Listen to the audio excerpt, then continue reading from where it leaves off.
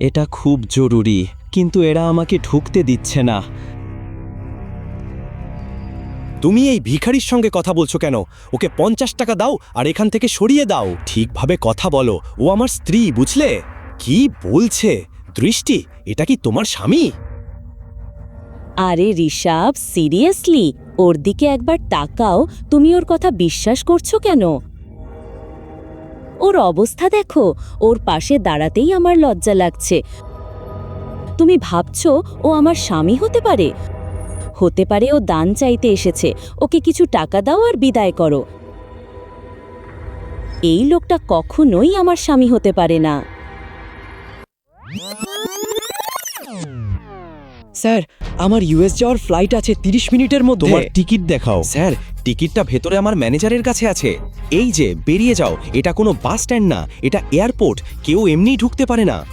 Sir, আমি অনুরোধ করছি, আমার ইউএসএল ফ্লাইট 30 মিনিটের মধ্যে। টিকিট ভেতরে আছে। ভিখারি, তোমার জামা কাপড় নোংরা, তোমার স্যান্ডেল ফাটা, আর তুমি বলছো আধ ঘন্টার মধ্যে তোমার ইউএসএর ফ্লাইট। তুমি কখনো স্বপ্নেও প্লেন দেখেছো? আমি ভিক্ষা করছি স্যার, আমার ফ্লাইট আছে, দয়া করে আমাকে যেতে দিন। এভাবে যেতে দেওয়া হবে না, আমি অনুরোধ করছি স্যার। চলে যাও, না হলে মেরে লাল করে দেব।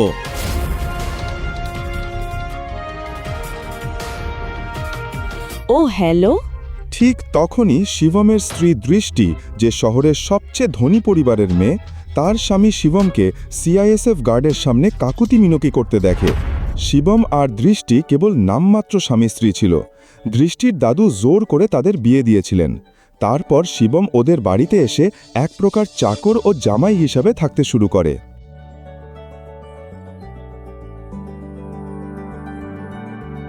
মিস্টার ভিখারি, তুমি এখানে কি করছো?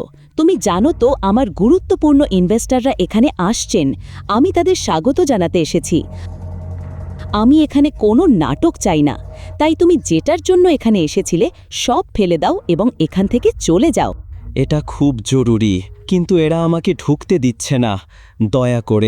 দয়া করে আমাকে সাহায্য করো। তুমি এত সাহস কোথা থেকে পেলে? আমাকে ছোঁয়ার কথা কল্পনাও করো না। তোমাকে আমেরিকা যেতে হবে? আমেরিকার বানান বলো একবার। তুমি কি আদৌ আমেরিকার বানান জানো? কে সেই বোকা যে তোমার জন্য আমেরিকার টিকিট বুক করেছে? শিবম, যে একজন সাধারণ ছেলে এবং রাস্তার ধারে খাবার বিক্রি করে, তার সঙ্গে আমেরিকার কি সম্পর্ক? অফিসে যাও।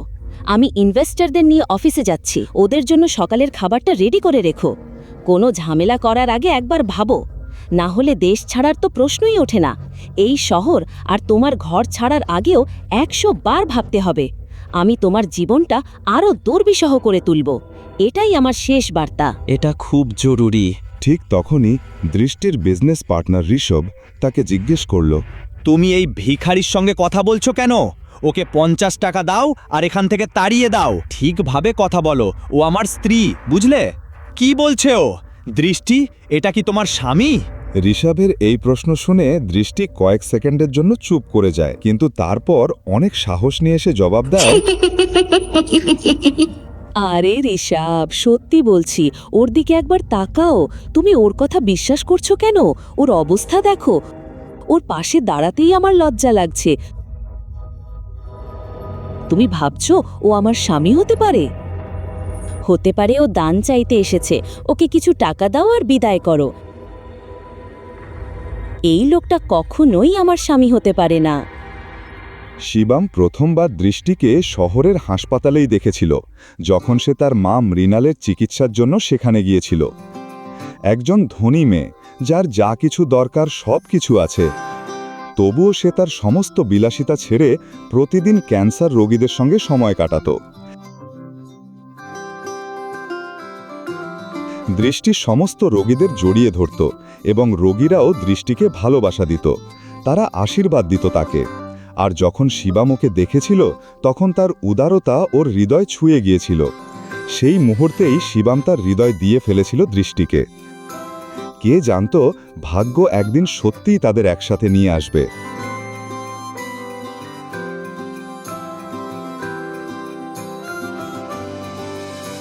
এখন আমার কথা শোনো, না হলে মুখ ভেঙে দেব। এখান থেকে বেরিয়ে যাও। শিবম নিজের ভাগ্যের জন্য ভিতরে ভিতরে কাঁদছিল।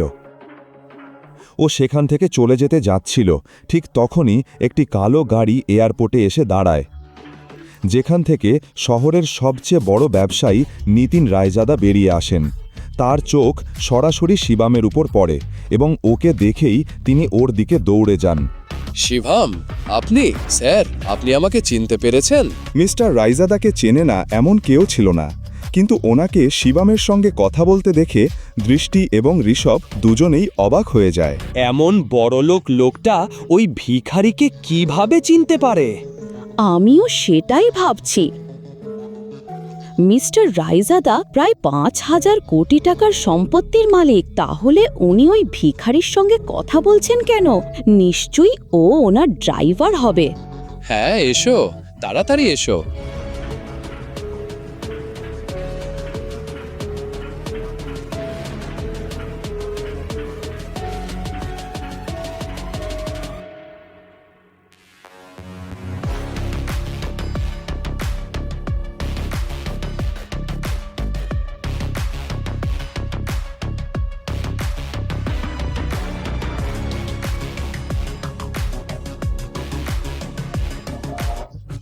ও তো মিস্টার রায়জাদার সামনে ভিক্ষা করছিল এয়ারপোর্টে ঢোকার জন্য, পরে ভেতরে গিয়ে না জানি কি করবে। এক্সকিউজ মি, মিস্টার রায়জাদা না? হাই, আমি দৃষ্টি, সিইও অফ নারায়ণ গ্রুপ। দয়া করে খারাপ মেনেবেন না, কিন্তু আমি জানতে চাইছিলাম আপনি যে লোকটার সঙ্গে কথা বলছেন তাকে আপনি কিভাবে চেনেন? ওকে দেখে তো একেবারে ভিখারি মনে হচ্ছে। আপনি ওকে কিভাবে চেনেন? আপনি বলছেন মিস্টার শিবম? আপনি কি মজা করছেন? আপনি মিস্টার শিবমকে ভিখারি বলছেন? মনে হচ্ছে আপনি মার্কেটে নতুন ম্যাডাম, না হলে এমন বাজে কথা বলতেন না। যাই হোক, আমি যাচ্ছি। দৃষ্টি ভাবতে শুরু করে, আসলে মিস্টার রায়জাদার কথার মানে কি? আর অন্যদিকে শিবম দ্রুত এয়ারপোর্টের দিকে এগোচ্ছে, যেখানে তার ম্যানেজার দাঁড়িয়ে আছেন। এই নিন আপনার ইউএসের টিকিট, আপনার ফোন আর আপনার গেট নম্বর 3। তাড়াতাড়ি যান, আপনার সময় কম আছে। শিবম দৌড়ে গেট নাম্বার 3-এর দিকে ছুটছে। সে প্রায় গেটে পৌঁছে গিয়েছে, ঠিক তখনই সে এক ব্যক্তির সঙ্গে ধাক্কা খায় এবং মাটিতে পড়ে যায়।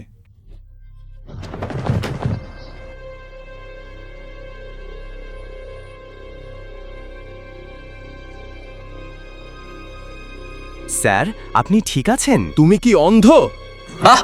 এটা এয়ারপোর্ট, কোনো কলোনির পার্ক নয়। কে এই ভিখারিকে ভেতরে ঢুকতে দিল? আমি তাড়াহুড়ো করছিলাম, তাই ধাক্কা লাগলো। আমাকে যেতে দিন না, হলে আমার ফ্লাইট মিস হয়ে যাবে, দয়া করে। তুমি ফ্লাইটের কথা বলছো? আমি তোমাকে এয়ারপোর্টে 2 মিনিটও দাঁড়াতে দেব না, বুঝলে? তুমি জানো না কার সঙ্গে ধাক্কা খেয়েছো? তুমি আমার বসের সঙ্গে ধাক্কা খেয়েছ। তুমি জানো না উনি কে? উনি প্রাইম এয়ারলাইন্সের মালিক। আমার ফ্লাইট প্রাইম এয়ারলাইন্সের। দয়া করে আমি ক্ষমা চাচ্ছি, এখন ছেড়ে দিন, এটা জরুরি। তোমার জরুরি দরকার আছে? দয়া করে আমাকে যেতে দিন। Ticket ticket. এই, আমি দেখব কিভাবে তোমার মতো ভিখারি আমার এয়ারলাইনের ফ্লাইটে ওঠে, বুঝলে? Ticket ticket. টিকিট ছিঁড়ে ফেলো। টিকিট। এই, আমাকে ছেড়ে দিন। নিচু হয়ে দাঁড়াও, সেখানেই থাকো। নিচু হয়ে দাঁড়াও, সেখানেই থাকো। টিকিট ছিঁড়ে ফেলো।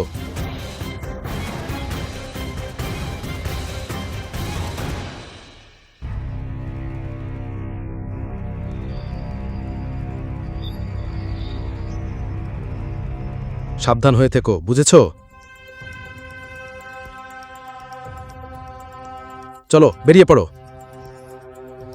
যখন ও শিবমের ইউএস টিকিট 4 টুকরো করে ছিঁড়ে ওর মুখে ছুঁড়ে দেয়, ঠিক তখনই শিবম রেগে গিয়ে সমস্ত দেহরক্ষীদের মাটিতে ফেলে দেয়।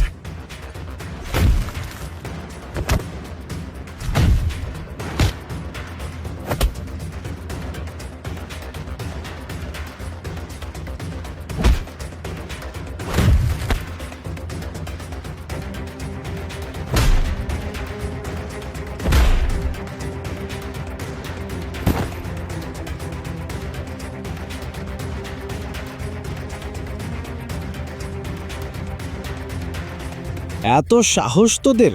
কে তোর আমার টিকিট ছিঁড়ে ফেলার? শুধু একটা এয়ারলাইনের মালিক হয়ে নিজেকে রাজা ভাবছিস? আগামী 10 মিনিটে আমি তোকে শেষ করে দেব, বুঝেছিস? এই ছেলে আমাকে 10 মিনিটে শেষ করে দেবে? তোর খুব অহংকার, তাই না?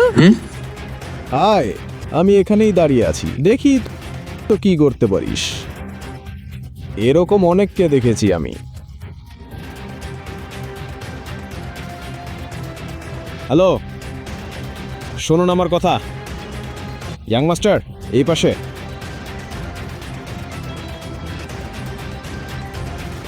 প্রিয় যাত্রীরা, আপনাদের জানানো যাচ্ছে প্রাইম এয়ারলাইনের পরিষেবা সাময়িকভাবে স্থগিত করা হয়েছে। আমরা এই অসুবিধার জন্য আন্তরিকভাবে দুঃখিত। সমস্ত যাত্রীদের অনুরোধ করা হচ্ছে আমাদের হ্যালো। অফিসিয়াল ওয়েবসাইট এই, অথবা হেল্পলাইনে যোগাযোগ অথরিটি। করে তথ্য সংগ্রহ অথরিটি, করুন। অথরিটি, আমার অনুমতি ছাড়া, কোনো নোটিশ ছাড়াই এই ঘোষণা কেন হচ্ছে? স্যার, ওপর থেকে তৎক্ষণাৎ নির্দেশ এসেছে। নির্দেশ? আপনার লাইসেন্স বাতিল করার। কি বলছো? প্রাইম এয়ারলাইন্স এখন ব্যান হয়েছে। আপনি যদি কিছু বলতে চান পরে বলবেন। হ্যালো, আমাদের হ্যালো। অফিসিয়াল ওয়েবসাইট অথবা হেল্পলাইনে যোগাযোগ করে তথ্য সংগ্রহ করুন। আমি তো বলেছিলাম 10 মিনিটের মধ্যে তোমাকে শেষ করে দেব। প্রিয় যাত্রীরা, তোমার এয়ারলাইন আপনাদের ব্যান করিয়ে জানানো দেব। যাচ্ছে, প্রাইম এয়ারলাইনের তোমাকে রাস্তায় নিয়ে পরিষেবা আসব। সাময়িকভাবে স্থগিত তুমি করা একজন হয়েছে। সাধারণ মানুষ। আমরা এই অসুবিধার জন্য তুমি কিভাবে এটা করতে আন্তরিকভাবে পারো? দুঃখিত। সমস্ত আমি যাত্রীদের কোটিপতি অনুরোধ করা মানুষ। হচ্ছে, আমার আমাদের এয়ারলাইন official ব্যান করতে website হলে অথবা প্রধানমন্ত্রীকেও হেল্পলাইনে অর্ডার যোগাযোগ পাঠাতে হয়। করে তথ্য সংগ্রহ করুন। তুমি কিভাবে এটা 10 মিনিটে একটা ফোন করে করলে? আমি তো তোমার এয়ারলাইন ব্যান করেই দিয়েছি। তুমি যে ভারতের টাকা সুইস ব্যাংকে রেখে প্রতারণা করেছো, মনে আছে?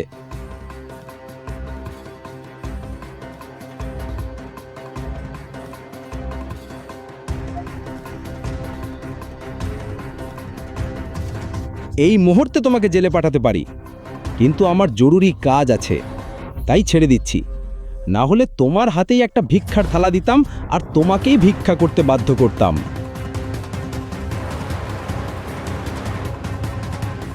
স্যার, আপনার ইউএস পৌঁছানো খুব জরুরি। আমি আপনার জন্য একটি প্রাইভেট জেটের ব্যবস্থা করে ফেলেছি। আমাদের এখনই রওনা দিতে হবে। প্রাইভেট জেট মানে এই লোকটা সাধারণ কেউ নয়, এ তো একজন খুবই ধনী আর ক্ষমতাবান মানুষ। শোনো, তোমার নাম কি?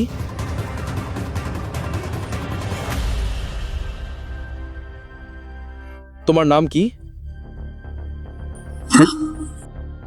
সরি স্যার, সরি, আমাকে মাফ করে দিন স্যার, ক্ষমা চাচ্ছি। যদি আগে জানতাম স্যার, তাহলে আমি নিজেই আপনার জন্য জেটের ব্যবস্থা করতাম। দয়া করে মাফ করে দিন স্যার, আমি আর কোনোদিন এমন ভুল করব না। আমি আর কোনোদিন এমন ভুল করব না। এখন তো তোমার এয়ারলাইনই নেই, তুমি ভুলটাই বা কিভাবে করবে? কে এই ইয়াং মাস্টার, যিনি শহরের সবথেকে ধনী মানুষকেও মাথা নিচু করতে বাধ্য করলেন? কি তার আসল পরিচয়? সুপ্রভাত স্যার। সুপ্রভাত। স্যার, ব্যাগটা ঠিক আছে, স্যার প্লিজ দিন, আমি রেখে দিচ্ছি। ধন্যবাদ।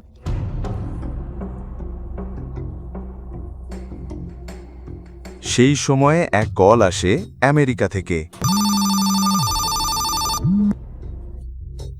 হ্যালো শিবম স্যার, এখন আপনার আর ইউএস আসার দরকার নেই। আমরা একজন ডোনার পেয়েছি এবং বিগ স্যার এখন বিপদের বাইরে। আমরা তাকে আগামীকালই ইন্ডিয়ায় নিয়ে আসব। ধন্যবাদ। আমি খুব ভয় পেয়ে গিয়েছিলাম। আমাকে আপডেট দিতে থাকো, ঠিক আছে? ঠিক আছে।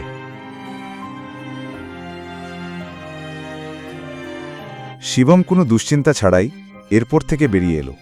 সরাসরি তার শ্বশুরবাড়ি অর্থাৎ নারাং ম্যানশনে চলে গেল।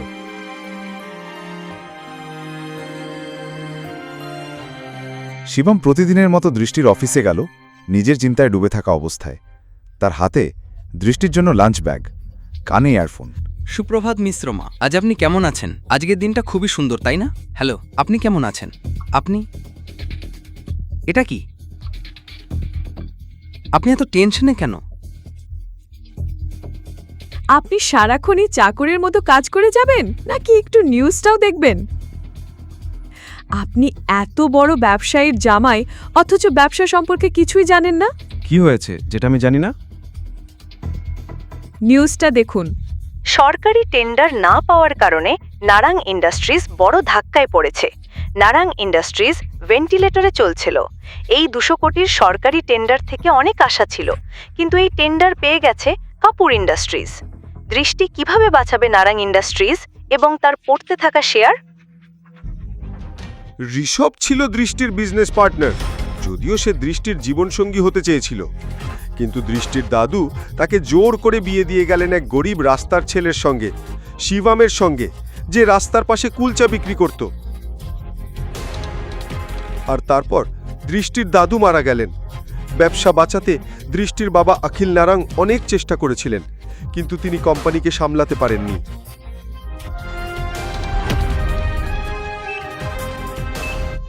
এই মানসিক চাপে তার শরীর খারাপ হয়ে যায়, লোকসান বেড়েই চলেছিল, তাই দৃষ্টিকেই দায়িত্ব নিতে হয়।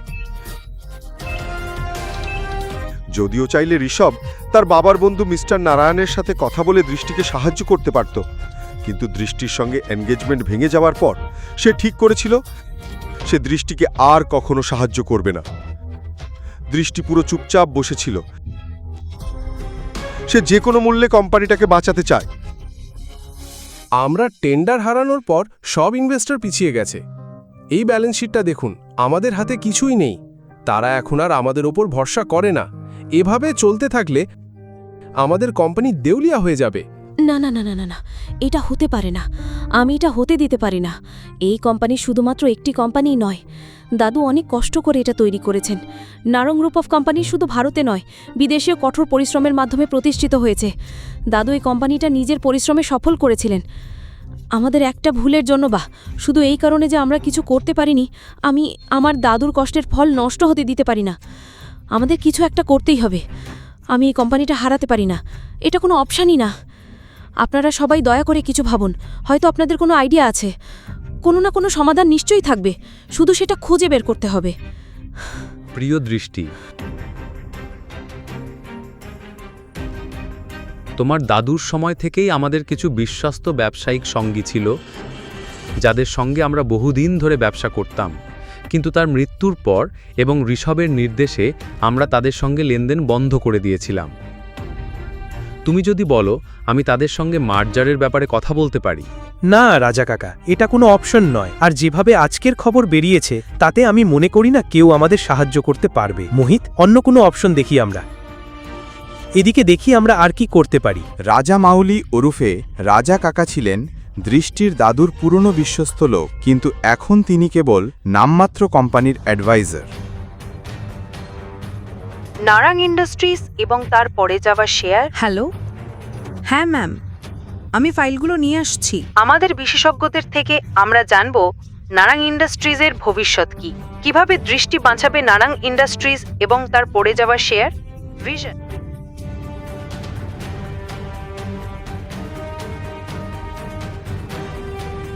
দৃষ্টি কোথায়? শুভম, তুমি বাড়ি চলে যাও, আমাকে এখনই ম্যামের কাছে ফাইল পৌঁছে দিতে হবে। দৃষ্টির সঙ্গে দেখা করা খুব জরুরি। শুভম, একগুয়ে হয়েও না, বাড়ি যাও। তুমি কোথায় যাচ্ছ? মিটিং রুমে। অ্যাক্সেস কার্ডের সাহায্যে মিসেস রামা ভেতরে ঢোকে এবং শিবমও চুপি চুপি তার পেছনে ঢোকে পড়ে মিটিং রুমে। শিবমকে এরকম দেখে সবাই অবাক হয়ে যায়। কয়েক সেকেন্ড দৃষ্টি, আমি সমস্যাটা নিয়ে কথা বলতে চাই। এই মুহূর্তে না শিবম, আমি এখন একটা গুরুত্বপূর্ণ মিটিংয়ে আছি এবং এই মিটিংটা আমার জন্য খুবই গুরুত্বপূর্ণ। প্লিজ আমাকে 5 মিনিট সময় দাও। আমার কাছে এসবের জন্য এখন সময় নেই। এই সমস্যার একটা সমাধান আছে আমার কাছে। এখানে মিটিং চলছে আর এই ফালতু লোকটা এখানে চলে এসছে। তোমার তো কোম্পানির কোনো ব্যাপারের সঙ্গে কোনো সম্পর্কই নেই, না তোমার কোনো অধিকার আছে। প্রথমত এই লোকটাকে এখান থেকে বের করে দাও, ওর জন্যই পুরো কোম্পানিটা গন্ডগোলে পড়েছে। সিকিউরিটি, সিকিউরিটি, একে এখান থেকে বের করে দাও। স্যার, স্যার আমি সামলাচ্ছি, আপনি মিটিংয়ে ফিরে যান প্লিজ। ওকে ছেড়ে দিন, আমি বলছি ছেড়ে দিন। ম্যাডাম, কিন্তু স্যার বলেছেন ওকে বের করে দিতে। ও কি চোর? ও দৃষ্টি ম্যাডামের স্বামী আর নারাং ইন্ডাস্ট্রিজের জামাই, ভুলে গেছেন? Sorry madam. ধন্যবাদ মিসেস ভার্মা। দৃষ্টি আর ওর নম্বর থেকেও আমি এত সম্মান পাই না। ধন্যবাদ। আমি তোমার সঙ্গে এই সমস্যাটা নিয়ে কথা বলতে চাই। মিসেস ভার্মা, শিবমকে অফিসের ছাদে নিয়ে এসে আয়। শিবম, হ্যাঁ ভেতরে তুমি কি বলছিলে? তুমি কিভাবে কোম্পানিকে এই বিপদ থেকে বাঁচাতে পারো? আমি কিভাবে কোম্পানিকে বাঁচাতে পারি সেটা এখন বলতে পারবো না। তোমার একটু সাহায্য দরকার মিসেস রামা। আমি নারাং কোম্পানির কিছু তথ্য চাই। কি তথ্য? আমি শেয়ার হোল্ডারদের ডিটেল, ইনভেস্টরদের তালিকা আর ব্যালেন্স শিটের তথ্য চাই। আজ অফিসে যা কিছু ঘটেছে তাতে কোনো স্টাফ তোমাকে সাহায্য করবে না, কিন্তু একজন আছেন যিনি সাহায্য করতে পারেন। তুমি যদি তাকে বোঝাও তাহলে হয়তো। কে? রাজামৌলি স্যার, আমি মনে করি উনি তোমার সাহায্য করতে পারেন। দৃষ্টির দাদুর খুব কাছের মানুষ ছিলেন উনি, কিন্তু ঋষভ অফিসে আসার পর থেকেই ওনাকে এক প্রকার সাইডলাইন করে রাখা হয়েছে। উনি চেইন স্মোকার, প্রতি ঘন্টায় একবার করে এখানে সিগারেট খেতে আসেন। তুমি অপেক্ষা করো, চেষ্টা করো। আমি চললাম। অবশ্যই। শিবম সেখানে দাঁড়িয়ে অপেক্ষা করতে থাকে রাজামাউলির জন্য। এই সময়ে ও পকেট থেকে ফোন বের করে একজনকে কল করে। হ্যালো, কেমন আছেন নিতিনরাজি? শিবমজি, আমি আপনাকে একবার দেখা করেছিলাম আর আজ আবার আপনার কল পেলাম। নিজেকে ভাগ্যবান মনে করছি। বলুন, কি দরকার? একটা ছোট ফেভার চাই। শুধু আদেশ করুন স্যার।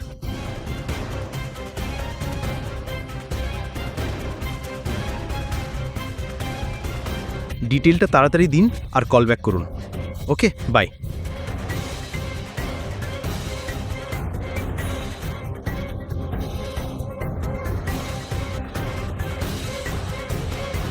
রাজা কাকা, রাইজদাদা গ্রুপ আর নারাং ইন্ডাস্ট্রিজের মার্জার কেমন হবে বলে মনে হয় আপনার?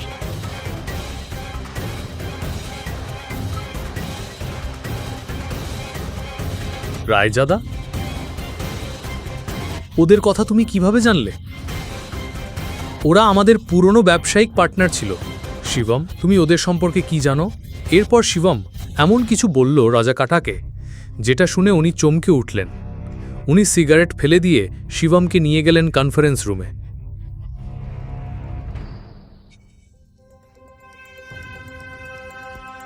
এই গরিবটা এখনো এখানেই আছে? ভাষা কন্ট্রোল করো। দৃষ্টি, বেটি, আমাদের শিবম কি বলছে সেটা শোনা উচিত। ওর একটা প্ল্যান আছে।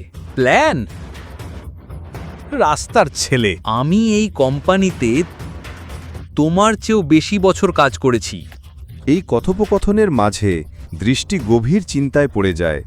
তার মনে পড়ে যায় দাদুর বলা একটা কথা, দৃষ্টি বেটা, শিবম তোমার জন্য একজন ভালো জীবনসঙ্গী। আর একটা কথা মনে রেখো, যখনই তুমি বা নারাং ইন্ডাস্ট্রির সমস্যায় পড়বে, শুধুমাত্র শিবমই তোমাকে তা থেকে উদ্ধার করবে। তুমি কি বলতে চাইছো? যথেষ্ট হয়েছে, সবাই চুপ করুন প্লিজ। ঋষভ, তুমিও। এবং ভুলে যেও না, আমি এখনো এই কোম্পানির বস। ডিসিশন মেকিং পাওয়ার এখনো আমার হাতেই আছে। যা কিছু হবে সেটা আমার সিদ্ধান্তেই হবে। শিবম, তুমি বলো, তুমি কি বলতে চাও? আসো শিবম, এখানে বসো। প্রথমে আমি কোম্পানির শেয়ার হোল্ডার আর ইনভেস্টরদের ডিটেলস চাই। তারপর ব্যালেন্স শিট দেখতে হবে, তারপরই আমি কিছু বলতে পারবো। দৃষ্টি, এটা তো একটু বেশি হয়ে যাচ্ছে। এভাবে আমরা যাকে তাকে আমাদের কোম্পানির ডিটেলস দিতে পারি না। ওকে, ল্যাপটপটা দাও প্লিজ। এটা নাও। দৃষ্টি, ইউ কান্ট। ঋষভ, ভুলে যেও না, তুমি তোমার বসের স্বামীর সঙ্গে কথা বলছো। পরের বার আদব কায়দা রেখে কথা বলো। 2 বছরে প্রথমবার শিবম দেখল দৃষ্টি ওর জন্য লড়ছে। এই কথা শুনে তার ভিতর গর্বে বুক ভরে গেল। শিবম, তুমি চালিয়ে যাও।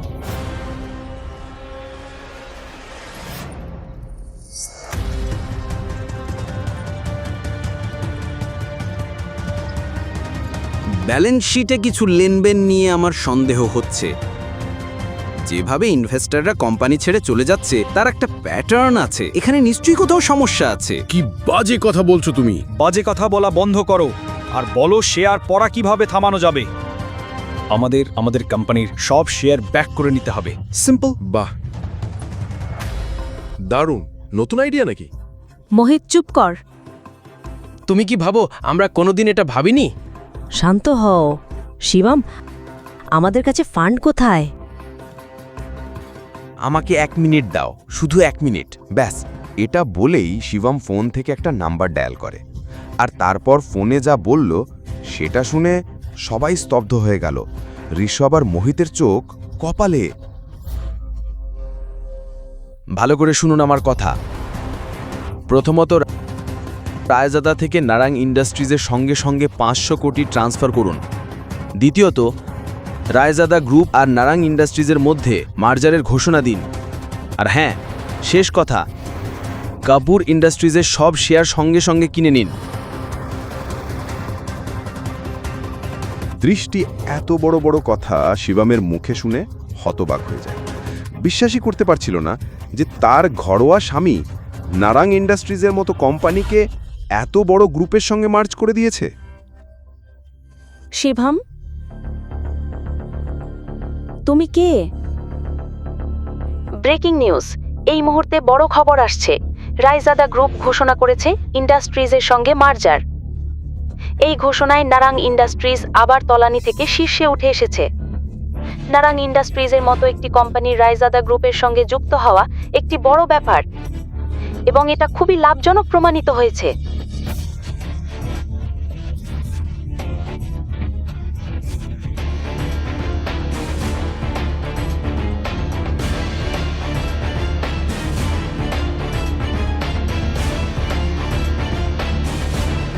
দৃষ্টি কি পাবে ওর স্বামী শিবমের সব প্রশ্নের উত্তর? শিবমের রহস্যটাই বা কি? শিবমের সঙ্গে রায়জাদা গ্রুপের সম্পর্ক কি?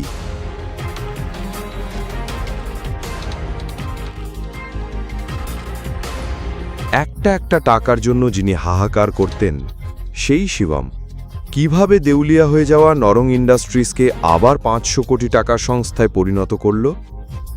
একজন অমূল্য মানুষ কিভাবে নরং ইন্ডাস্ট্রিজকে রায়জাদা গ্রুপের সঙ্গে মার্জ করালো?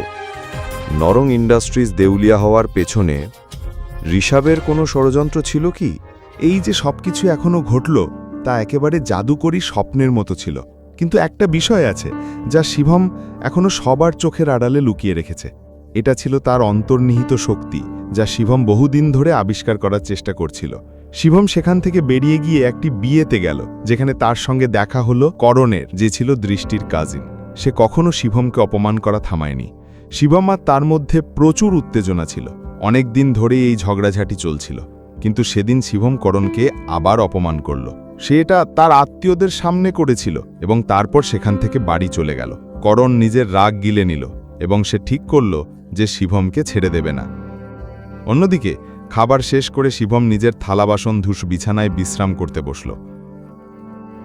ধ্যান করার ক্ষেত্রে সে মাত্র কয়েক বছরে সিদ্ধহস্ত হয়ে উঠেছে। শিবমের কাছে ধ্যান মানে সারাদিন ধরে শরীরের ভিতরে জমে থাকা ময়লা পরিষ্কার করার উপায়। তখনই শিবম হাত বাড়িয়ে বিছানার পাশে রাখা এক টুকরো কালো পাথর তুলে নিল। সে সেটা নিজের মুঠোয় চেপে ধরল। হাত সামান্য নাড়াতেই পাথরটি ছাই হয়ে গেল এবং আঙুলের ফাঁক দিয়ে মিলিয়ে গেল। শিবমের চোখে উত্তেজনা ভরে উঠল এবং সে নিজের কাছে বলল যে ভস্য শক্তি তার রূপ নিয়েছে। তার গুরুও বলেছিলেন যে সে কেবল তখনই তক্ষক মহলের বংশধর হিসেবে বিবেচিত হবে যখন সে নিজের অন্তর্নিহিত শক্তি জাগ্রত করবে। আর তারপরই শুরু হবে তার খোঁজ সেই বিশেষ রাজদা পরিবারের মানুষদের খুঁজে বের করার জন্য, যাদের সঙ্গে সে মেলাতে পারবে তার গুরুর দেওয়া প্রতীক জেড পাথরের সাহায্যে। সেই মুহূর্তেই শিবম নিজের জীবন বদলে দিতে পারবে। শুধু তাই নয়, শিবম পাবে এমন সব কিছু যা সাধারণ মানুষের নাগালের বাইরে, যেমন প্রাচীন ওষুধ, ধনসম্পদ এবং তার পূর্বপুরুষদের শক্তি। এই জ্ঞানেই ঘটে এমন ঘটনা, এখানে কারো গৌরব আর শক্তির কোনো সীমা নেই। সে সবুজ পাথরটিকে হাতের মধ্যে ঘোরাতে থাকল, যা তার গুরুর দেওয়া প্রতীক। শিবম ভাবল যে তার শক্তিগুলি সম্পূর্ণরূপে জাগ্রত হয়েছে। এখন সময় এসেছে সবকিছু নিজের হাতে নেওয়ার এবং পদক্ষেপ নেওয়ার। শিবম শক্তি জাগ্রত করার পর সে নিজের ক্ষমতা ব্যবহার করল যাতে দৃষ্টির অফিসে দৃষ্টি আর তার সঙ্গে যা কিছু ঘটেছিল সেখানে উপস্থিত সবাই তা ভুলে যায়। এমনকি নিতিন রাজদাও ভুলে যেছিল যে শিবমের সঙ্গে কি হয়েছিল। কিন্তু শিবম এটা কেন করল? সময়ই বলবে কেন সে এমনটা করেছিল। পরের দিন শিবমের সঙ্গে দেখা করল তার বাবা, যে অনেক দিন ধরে তাকে জোর করছিল দেখা করার জন্য। তোমার দাদু গত 2 বছর ধরে শয্যাশায়ী। তিনি খুব অসুস্থ। স্বাস্থ্য খারাপ থাকা সত্ত্বেও তিনি একগুঁয়ে হয়ে আছেন যে তিনি শুধু আর একবার তোমার সঙ্গে দেখা করতে চান। তিনি শুধু চান যে তুমি ফিরে আসো। ভবেশ, যে শিবমের বাবা, বললেন, তোমার কাকাও বিয়ে করেছেন। তোমার 2 কাকারই শুধু 2টি মেয়ে আছে। শাহ পরিবারের একমাত্র দাবিদার শিবম নিজেকে অপমানিত করে বলল, তাহলে তুমি চাও আমি পরিবারের উত্তরাধিকারী হই? আমাকে তোমাদের দর কষাকষির হাতিয়ার হতে হবে? তুমি আসলেই খুব সরল, ঠান্ডা গলায় বলল ভবেশ। আমাদের ব্যবসার অসংখ্য শাখা ছাড়াও শাহ পরিবারের দিল্লি এবং আশেপাশের এলাকায় একটি বড় পারিবারিক ব্যবসা আছে। পরিবারের নিয়ম অনুযায়ী যদি পরিবারের কর্তা মারা যান এবং যদি 3য় প্রজন্মের দেখাশোনা করার কেউ না থাকে, তাহলে পরিবারের কর্তার জায়গা নেবে অন্য কোনো পরিবার। আর তখন থেকে আমাদের শাখার নিয়ন্ত্রণ থাকবে শাহ পরিবারের ওপর। আর এর সঙ্গে আমার কি সম্পর্ক? শান্তভাবে জিজ্ঞেস করল শিবম। তোমার কাকা আর তোমার মামা দুজনই গত কয়েক বছরে দাদুর অসুস্থ হওয়ার পর থেকে পারিবারিক ঐতিহ্য আর দায়িত্বের ভারে জর্জরিত হয়ে পড়েছে। তারা নিজেদের ক্ষমতার অধিকার আদায়ের জন্য প্রস্তুতি নিতে শুরু করেছে, যার কারণে পরিবারের ভিতরে এক প্রচণ্ড হট্টগোল চলছে। তুমি কি হাত গুটিয়ে বসে থাকবে আর কিছুই করবে না? হতাশ চোখে জিজ্ঞেস করল ভবেশ। শিবম সামান্য বিরক্ত হল এবং ব্যঙ্গাত্মক হাসি দিয়ে ভবেশের দিকে তাকালো। অবশেষে সে নিজের জায়গায় এসে দাঁড়ালো। তার আসল চরিত্র খুব ভালো করেই জানতেন। তিনি ছিলেন ক্ষমতালোভী, অন্যদের অনুভূতির তোয়াক্কা না করে যা কিছু প্রয়োজন তা করতে পারতেন। শিবম, তুমি নিজে ভেবে দেখো, তুমি কি সত্যি এই ছোট্ট নারঙ্গ পরিবারে থেকে সারা জীবন এভাবে অপমান সহ্য করে বাঁচতে চাও? ভবেশ শিবমকে জিজ্ঞেস করল। গতকাল নারঙ্গ পরিবারের বিয়েতে তোমাকে কত বড় অপমানের মুখে পড়তে হয়েছিল। তুমি কি তাদের উপর প্রতিশোধ নেওয়ার ক্ষমতা চাও না? তুমি কি সেই মর্যাদা চাও না, যাতে তুমি সেই খ্যাতি, সেই শক্তি পাও, যাতে তুমি চাইলে পুরো নারঙ্গ পরিবারকে তোমার পায়ের কাছে নতজানু করতে পারবে? এই কথা বলার সঙ্গে সঙ্গেই শিবম তার দিকে তাকালো এবং তারপর গভীর চিন্তায় ডুবে গেল। সেই তার ধূর্ত স্বভাব দিয়ে শিবমকে রাজি করানোর চেষ্টা করল, কিন্তু তবুও শিবম শুধু মাথা নাড়ল আর কিছুই বলল না। আমি জানি যে তুমি আমাকে মন থেকে ঘৃণা করো। তুমি চাইলে আমাকে সারা জীবন ঘৃণা করতে পারো।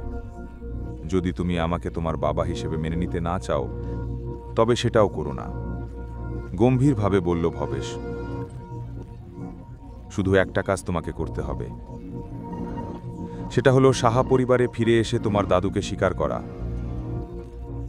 তাহলেই তুমি সাহা পরিবারের অংশ হবে। তুমি যা চাইবে তা পাবে এবং সেই ক্ষমতা দিয়ে যা খুশি করতে পারবে। এটা যতটা সহজ শর্ত মনে হচ্ছে, আসলে এটা তোমার জন্য বিশাল একটা সুযোগ। এটা তোমার খ্যাতি আর উচ্চতার সব দরজা খুলে দেবে। তুমি কি এখনো এটা চাও না? রাজি নাও? স্পষ্টভাবে বলল শিবম। আমার তোমার সাহায্যের প্রয়োজন নেই। আমি সত্যিই তখন তোমার আর তোমার মায়ের সঙ্গে অন্যায় করেছিলাম, কিন্তু তুমি যদি আমার জায়গায় থাকতে, তবে তুমিও একই কাজ করতে। মানুষ জীবনে সবকিছু হারাতে পারে, তবে যে একটি জিনিস সে হারাতে পারে না, সেটা হলো তার নিজের জীবন। তার প্রয়োজন শুধু সেই ক্ষমতা যা তার নিজের হাতে আছে। শিবম মাথা নাড়ল এবং গভীর হতাশা দেখা দিল। পুরো 1 দশক পরেও ভবেশ শিবম আর তার মায়ের সঙ্গে যা করেছিল, সে নিয়ে কোনো অনুশোচনা বা অপরাধ বোধ ছিল না। শিবম দাঁড়িয়ে উঠল এবং চলে যাওয়ার আগে বলল, আমি সময় ঠিক করব, কখন ফিরে গিয়ে আমার দাদুর সঙ্গে দেখা করব। তবে সাহা পরিবারের ব্যাপারে আমার কোনো সম্পর্ক নেই। ঠিক আছে, তুমি যেতে পারো। আমি তোমাকে শর্ত বলে দিয়েছি এবং তোমার জবাবের জন্য অপেক্ষা করব। আমি জানি না কেন, তবে আমি নিশ্চিত তুমি শেষমেশ মত পরিবর্তন করবে। হ্যাঁ, তুমি যা বলতে চাও বলো, বা যা করতে চাও করো। Noida city east district, Raizada group building. ভবনের প্রবেশপথে পৌঁছে শিবম অতিথি হলের দিকে এগিয়ে গেল। স্যার, আমি কি জানতে পারি কাকে খুঁজছেন? রিসেপশনিস্ট ভদ্রভাবে জিজ্ঞেস করল। আমি এসেছি আপনার ডিরেক্টর নিতিন রাইজাদার সঙ্গে দেখা করতে, শান্তভাবে বলল শিবম। ডিরেক্টর রাইজাদার সঙ্গে দেখা করতে এসেছেন? আপনার কি অ্যাপয়েন্টমেন্ট আছে? আবার জিজ্ঞাসা করল রিসেপশনিস্ট। শিবমের সাধারণ স্ট্রিট ওয়্যার ধাঁচের পোশাক দেখে মনে হচ্ছিল না সে এমন কেউ যে বড় মানুষ ডিরেক্টর নিতিন রাইজাদার সঙ্গে কথা বলার ক্ষমতা রাখে। তাকে দেখা তো দূরের কথা। আপনি শুধু ওনাকে আমার বার্তা দিন আর হুবহু আমার কথা মতো বলুন। ওনাকে বলবেন আমি চেতন আনন্দ রাইজাদার বন্ধু। ঠিক আছে, একটু অপেক্ষা করুন। ভবনের অপর প্রান্তের ডিরেক্টরের অফিসে একটা আলাদা কক্ষে এক মধ্যবয়স্ক কঠোর মেজাজের মানুষ নথি আর ফাইল পরীক্ষা করছিলেন। অনুমতি পাওয়ার পর এক তরুণ ভেতরে এলো। সেক্রেটারি ভদ্র আর নরম গলায় অফিসে ঢুকে বলল, ডিরেক্টর স্যার, ফ্রন্ট ডেস্ক থেকে বার্তা এসেছে যে কেউ আপনার সঙ্গে দেখা করতে এসেছে। আমার তো এখন কোনো অ্যাপয়েন্টমেন্ট নেই, তাই না? দেখো, যেই হোক না কেন সে হয়তো নিজের জন্য ঝামেলা খুঁজছে, আমার জন্য নয়। আর এর জন্য তোমাকে প্রতিটি মানুষের ব্যাপারে যারা এখানে আমার সঙ্গে দেখা করতে এসেছে তা আমাকে জানানোর প্রয়োজন নেই। বুঝেছি স্যার। স্যার, ওই লোকটি আমাকে একটি বার্তা দিতে বলেছে। সে বলছে সে চেতন আনন্দ রাইজাদার বন্ধু। আমি ভেবেছিলাম হয়তো আপনার পরিবারের কেউ বা কোনো আত্মীয় এসেছে আপনাকে খুঁজতে, তাই স্যার আমি রিপোর্ট করতে এসেছি। চেতন আনন্দ রাইজাদা? চেতন আনন্দ রাইজাদা? সে সেক্রেটারির দিকে গভীরভাবে তাকালো। আসলে চেতন আনন্দ রায়জাদা ছিলেন তার দাদু এবং দিল্লির বিখ্যাত রায়জাদা পরিবারের কর্তা। শহরে রায়জাদা পরিবারের সরাসরি বংশধরেরাই শুধু তাদের দাদুর নামের একটি অংশ জানত। পুরো নাম ভুলে যাও। নিচে যে লোক এসেছে সে দেখতে কেমন? নিতিন জিজ্ঞেস করল। সেক্রেটারি সঙ্গে সঙ্গে উত্তর দিল, তিনি তরুণ স্যার, তার বয়স প্রায় 23-24 বছর। তাহলে যথাযথ সম্মানের সঙ্গে তাকে এখনই আমার অফিসে নিয়ে আসো। কিছুটা বিভ্রান্ত অবস্থায় সেক্রেটারিকে আদেশ দিল নিতিন। 5 মিনিট পর সেক্রেটারি শিবমকে 36 তলার ডিরেক্টরের অফিসে নিয়ে এলো। শিবম অফিসে ঢুকতেই নিতিনের সামনে এসে দাঁড়ালো। ভারাক্রান্ত মনে বসে পড়ল সে। কোম্পানির ডিরেক্টর, সেই মধ্যবয়স্ক মানুষটি তাকে গম্ভীরভাবে দেখছিলেন। আমি কি জানতে পারি আপনি কে স্যার? নিতিন জিজ্ঞাসা করল। শিবম সবুজ জেট পাথর বের করল, যা সে গুরুজির দেওয়া প্রতীক হিসেবে এনেছিল। পাথরের গায়ে খোদাই করা ছিল সূক্ষ্ম নকশা, আর মাঝখানে উৎকীর্ণ ছিল রায়জাদা অক্ষর। এতে অবাক হল নিতিন। আবেগ ভরে তাকিয়ে রইল সবুজ পাথরের দিকে। তার মনে তখনও হাজারো প্রশ্ন ঘুরছিল। এই প্রতীক রায়জাদা পরিবারের পরিচয় ও তাদের সঙ্গে সংযোগকে প্রকাশ করে। এ ধরনের কয়েকটি পাথরই তৈরি করা হয়েছিল, এমনকি নিতিনের কাছে এমন পাথর একটিও ছিল না। দয়া করে একটু অপেক্ষা করুন, ততক্ষণে আমি আনন্দজিকে আমন্ত্রণ জানাই। সম্মানজনক ভঙ্গিতে বলল নিতিন। তরুণ ছেলেটিকে রাগানোর সাহস তার ছিল না। শিবম মাথা নেড়ে সম্মতি দিল। কিছুক্ষণ পর নিতিন এক বৃদ্ধকে সঙ্গে নিয়ে ফিরে এলো। সাদা চুল আর দাড়িওয়ালা সেই বৃদ্ধ অফিসে প্রবেশ করতেই নিতিন খানিকটা পিছিয়ে দাঁড়ালো, আর তিনি সামনে এগিয়ে এলেন। নিতিন কেবল ব্যবসা ও ব্যবস্থাপনার দায়িত্বে ছিলেন। অন্যদিকে পরিবারের গোপন রহস্যের সঙ্গে সম্পর্কিত সমস্ত বিষয় সামলাতেন আনন্দজি, যাকে নিতিনের বাবা নিযুক্ত করেছিলেন। প্রায় 60 বছর বয়স ছিলেন সেই বৃদ্ধের, কিন্তু তার চলাফেরা ছিল সাপের মতো দ্রুত। তীক্ষ্ণ চোখে ভরা ছিল একরাশ আবেগ, আর তার শরীর থেকে ঝরে পড়ছিল প্রবল শক্তি। শিবমের হাতে থাকা জেট প্রতীকের দিকে গভীরভাবে তাকিয়ে বৃদ্ধ মুচকি হেসে বললেন, আমি যতীন আনন্দ। আমি কি আপনার শুভ নাম জানতে পারি স্যার? শিবম, ভাই শিবম, আমি রায়জাদা গ্রুপের জন্যে জেড প্রতীক নিয়ে এসেছি। ক্ষমা করবেন, তবে কি আমি আপনাকে শনাক্ত করতে পারি? আমি কি এটা পরীক্ষা করতে পারি? অবশ্যই। শিবম মাথা নাড়ল। যতীনের দিকে মনোযোগ দিয়ে তাকালো সে। শিবম বুঝতে পারল এই বৃদ্ধ সাধারণ কেউ নন। তাকে দেখে স্পষ্ট হল যতীন আনন্দ তক্ষক বিদ্যার জগতে এক বিশেষজ্ঞ। শিবম সম্মতি দেওয়ার সঙ্গে সঙ্গেই যতীন হঠাৎ কবজি নাড়িয়ে একটা জেড বল ঘূর্ণায়মান অবস্থায় দ্রুত গতিতে শিবমের দিকে নিক্ষেপ করলেন। হঠাৎ আক্রমণ হলেও শিবম খালি হাতে সেই বলটি ধরে ফেলল এবং নিজের আসনে বসে পড়ল। মুঠি খুলতেই তার আঙুলের ফাঁক দিয়ে পাথরের ধুলো গড়িয়ে পড়তে লাগলো। অপ্রত্যাশিত এই দৃশ্য দেখে নিতিনের চোখ বিস্ময়ে উজ্জ্বল হয়ে উঠল। যতীন আনন্দের মুখভঙ্গি বদলে গেল এবং তিনি মনে মনে বললেন, এত অল্প বয়সে এমন অন্তর্নিহিত শক্তি! তাহলে কি সে সত্যিই সেই ব্যক্তির বংশধর? রায়জাদা পরিবারের প্রবীণ হিসেবে তিনি প্রাচীন তক্ষক বিদ্যার সঙ্গে সম্পর্কিত গোপন রহস্যে অভিজ্ঞ ছিলেন। তাই তিনি প্রায় আন্দাজ করতে পারলেন শিবমের আসল পরিচয়। যতীন আনন্দ শ্রদ্ধার সঙ্গে ঝুঁকে বললেন, আমি আপনার যতীন আনন্দ, রায়জাদা পরিবারের তৃতীয় শাখার জ্যেষ্ঠ ভাই। আপনাকে প্রণাম জানাচ্ছি। গম্ভীর স্বরে বললেন। শিবমের হাতে থাকা জেড প্রতীক রায়জাদা পরিবারের মহাপ্রবীণের পরিচয় বহন করে। রায়জাদা পরিবারের নিয়ম অত্যন্ত কঠোর। তাকে অপমান করার অধিকার কারো নেই। শিবম সামান্য মাথা নাড়ল। এইবার মহাপ্রবীণ পূর্ব শাখা গ্রুপে এসেছেন। আমি কি আপনার জন্য কিছু করতে পারি? গুরুতর স্বরে জিজ্ঞেস করলেন যতীন। এই প্রশ্ন শুনে শিবমের ভেতরে হাজারো চিন্তার ঝড় বয়ে গেল। শিবম জানত কেন সে রায়জাদা গ্রুপের অফিসে এসেছে এবং কি জানতে চাইছে তাদের কাছ থেকে। কিন্তু তার কিছু বলার আগেই হঠাৎ তার ফোন বেজে উঠল। অপর প্রান্ত থেকে সিমি তাড়াহুড়ো করে জানালেন যে তাকে অবিলম্বে মেট্রো সিটি হাসপাতালে পৌঁছতে হবে। তিনি জানালেন দৃশ্যতি আর শিবমের ডিভোর্সের কাগজপত্র তৈরি হয়ে গেছে এবং আজই সই করতে হবে। শিবম বিস্মিত হয়ে প্রশ্ন করল, কেন হাসপাতালে আছেন তারা? কি ঘটেছে? তখনই শিবম জানতে পারল দৃশ্যতির বাবা ফ্যাক্টরিতে ছিলেন যখন করণ হঠাৎ করে সেটি কিনতে আসে।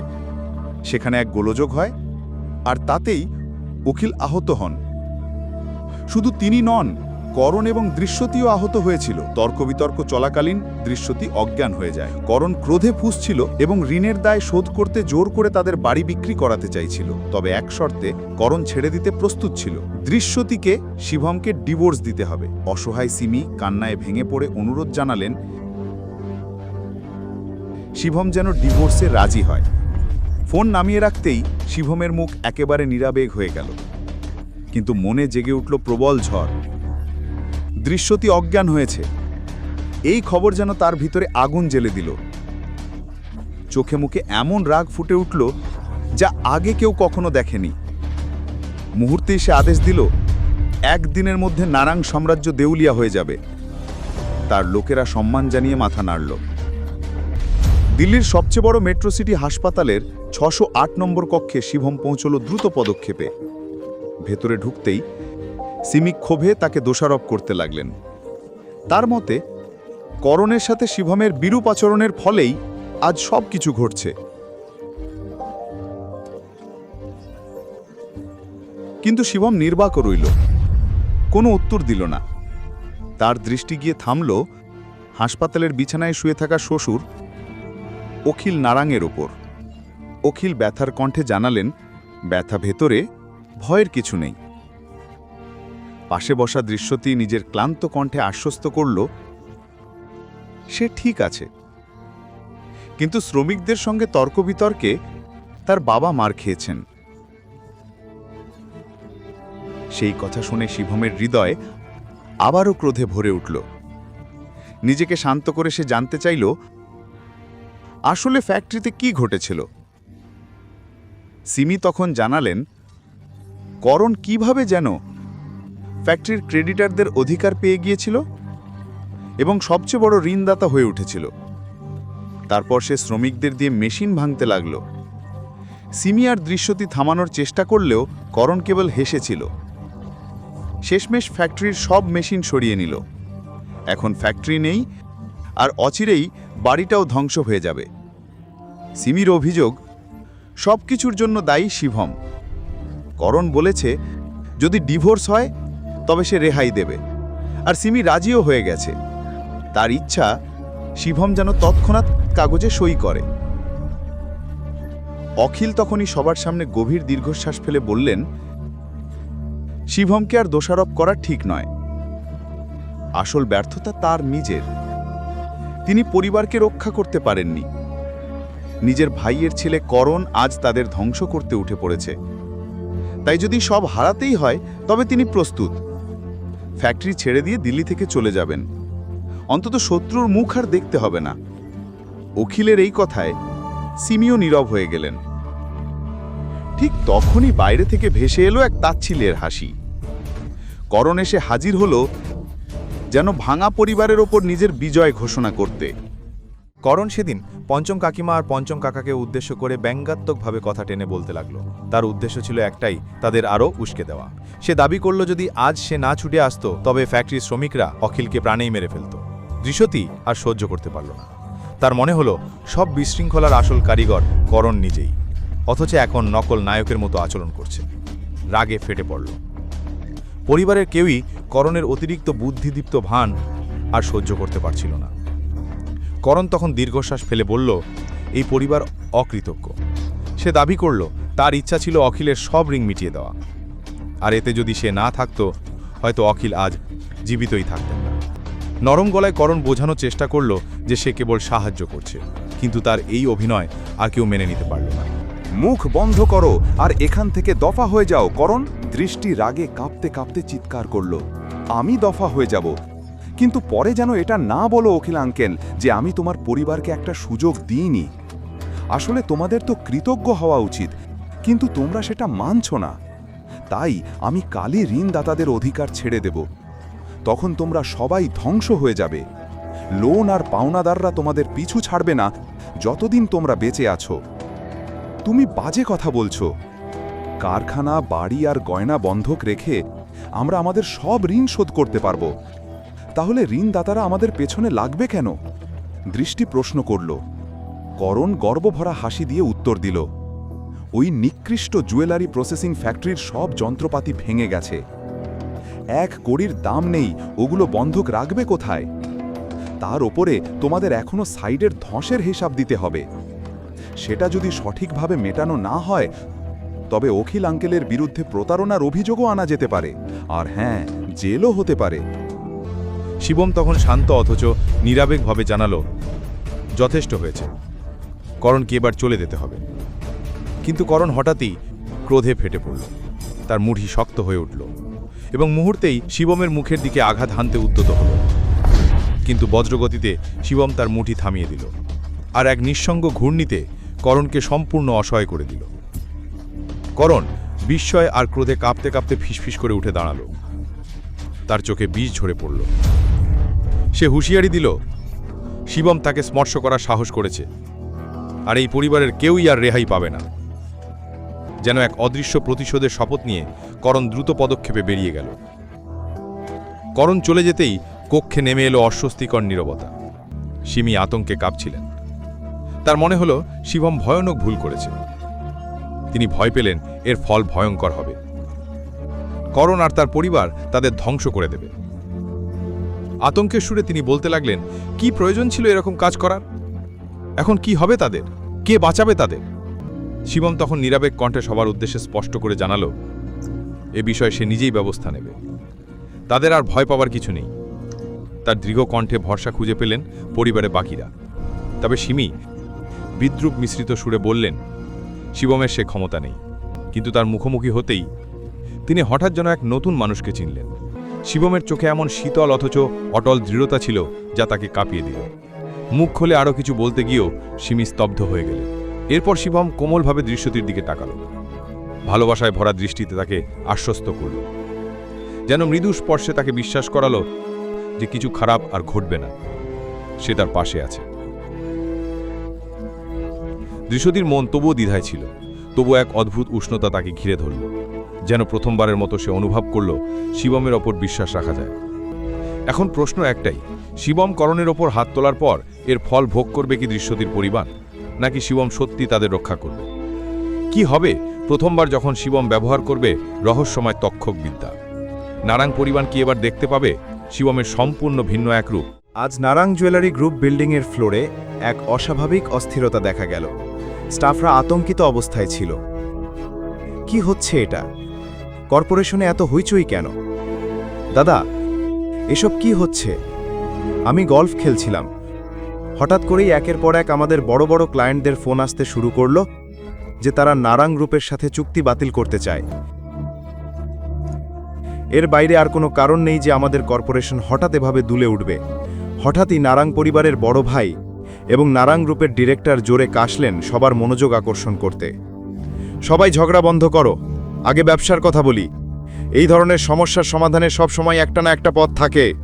আজ তার মুখে একেবারেই অন্যরকম ভাব ফুটে উঠেছিল। যেদিন থেকে তিনি নারায়ণ গ্রুপের ডিরেক্টর হিসেবে দায়িত্ব নিয়েছিলেন, কর্পোরেশন একটানা মসৃণভাবে চলছিল। কখনো কোনো পতন বা ক্ষতি হয়নি, কারণ এর আগে কখনো এমন চমকপ্রদ পরিস্থিতির মুখোমুখি হতে হয়নি। মিটিং রুমে এক মুহূর্তেই নীরবতা নেমে এলো। সবাই চিন্তিত দৃষ্টিতে তার দিকে তাকিয়ে রইল এবং তার কথা শোনার অপেক্ষায় থাকল। ডিরেক্টর স্যার, আপনি যে ডেটার হিসাব চেয়েছিলেন সেটা এসে গেছে। এখন বলো, আজ আমাদের কত বড় এবং পুরনো ক্লায়েন্টরা আমাদের সাথে তাদের কন্ট্রাক্ট শেষ করেছে? ডিরেক্টর স্যার, ডেটা অনুযায়ী আজ আমাদের নারায়ণ গ্রুপের শেয়ারের ক্ষতি 30%-এরও বেশি বেড়েছে এবং ইতিমধ্যেই ক্র্যাশ করেছে। এতে ছোট শেয়ার হোল্ডাররা আতঙ্কিত হয়ে পড়েছে এবং তারা তাদের শেয়ার অবিলম্বে তুলে নিতে চাইছে। আজ দেশের বেশিরভাগ শহরে আমাদের ডজন খানেকেরও বেশি জুয়েলারি সেলস চ্যানেল কেটে দেওয়া হয়েছে এবং আমাদের সব কন্ট্রাক্ট বাতিল করতে বাধ্য হতে হয়েছে।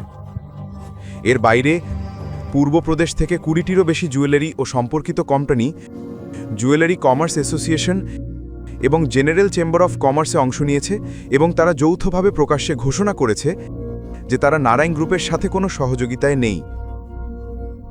বর্তমান পরিস্থিতি এমন যে বাজারে আর কেউ নারায়ণ গ্রুপকে বিশ্বাস করছে না।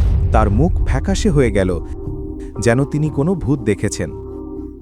তিনি নিজেই এখনো বুঝতে পারছেন না কে এই শক্তিশালী ব্যক্তি যে তার উপর এত রেগে আছে যে একদিনেই পুরো নারায়ণ গ্রুপকে দেউলিয়া করে দিল। তুমি কি এই সমস্যার কোনো সমাধান বের করেছ? সবচেয়ে চিন্তার বিষয় হল এর কোনো স্পষ্ট সমাধান নেই। কেউ গোপনে সুতো টানছে আর আমাদের গ্রুপকে নিশানা করছে, কিন্তু সেও বুঝতে পারছিল না কি করবে। সে অসহায়ভাবে বলল, আপাতত আমাদের সেই ব্যক্তিকে খুঁজে বের করতে হবে যে সুতো টানছে। ততদিন পর্যন্ত আমরা দেখব আলোচনার কিছু সুযোগ আছে কিনা। দুজন নেতাই বুঝতে পারছিল না আসলে কাকে তারা অপমান করেছে। অবশেষে কে সেই ব্যক্তি যার হাতে সময় এবং ক্ষমতা আছে নারায়ণ গ্রুপকে দেউলিয়া করার? এ দেখে দুজন প্রধানই অসহায় হয়ে পড়ল। মিটিং রুম আরও অশান্ত হয়ে উঠল, কারণ শেয়ার হোল্ডাররা সামনে এগোনোর চেষ্টা করছিল। তারা আলোচনা শুরু করল। ঠিক তখনই ঘরের দরজায় কড়া নাড়ল। চশমা পরা এক তরুণী ঢুকল। সেক্রেটারি। এবার তার মুখে আরও উদ্বেগ। ভাইস চেয়ারম্যান, একটু আগেই আমাদের ফোন করেছে একজন। তিনি হলেন রাইজাদা গ্রুপের সেক্রেটারি বিক্রম টোকাস। তিনি নারায়ণ গ্রুপ নিয়ে কিছু বিষয় আলোচনা করতে চান। বিভ্রান্তি প্রকাশ পেল। সেখানে উপস্থিত সবাই অবাক হলো। শেষ পর্যন্ত সেই ব্যক্তি কি আগে থেকেই এসব জানত? তাহলে কি এক্সিকিউটিভ ডিরেক্টরের বদলে বড় ভাইয়ের সাথে দেখা করা উচিত ছিল না? কেন সে তৃতীয় ভাইকে খুঁজছে? এই মুহূর্তে কনফারেন্স রুমে বসে থাকা সবাই অনুমান করতে লাগল কেন সেই ব্যক্তি বড় ভাইয়ের বদলে তৃতীয় ভাইয়ের সাথে দেখা করতে এসেছে। সবাইয়ের চোখ সন্দেহ নিয়ে তার দিকে স্থির হলো। সে কি আসল অভিযুক্ত? এর সঙ্গে এর কোনো যোগ আছে কি? তার কি রাইজাদা গ্রুপের সাথে কোনো সম্পর্ক আছে? এই সব প্রশ্নের উত্তর পেতে হলে শুধুমাত্র পকেট এফএম এ শুনুন। এখনই পকেট এফএম অ্যাপ্লিকেশন ডাউনলোড করুন, লিংক বর্ণনায় দেওয়া আছে।